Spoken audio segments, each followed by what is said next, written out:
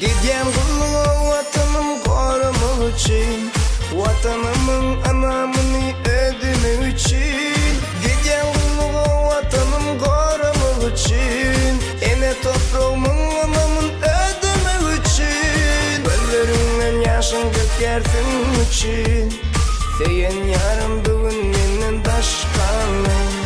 Gözlerinden yaşın dökersin için, canımdan eviz görünüm daşkanım. Daşkanlı, yüreğimden seyen yarım daşkanlı. Daşkanlı, canımdan eviz görünüm daşkanlı.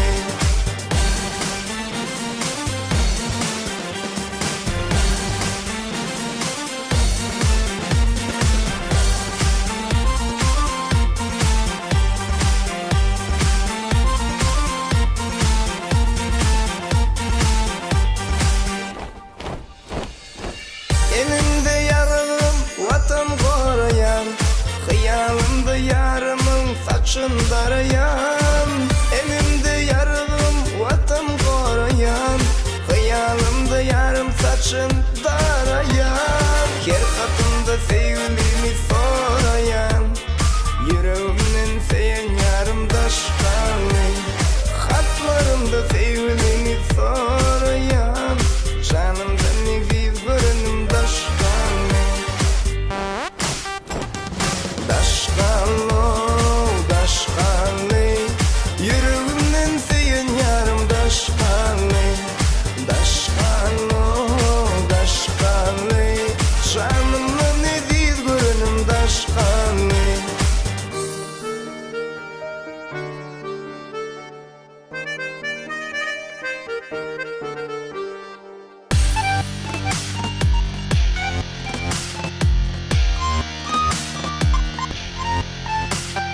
Daşkanlı, yüreğimden seyen yarım daşkanlı. Daşkanlı, yüreğimden seyen yarım daşkanlı.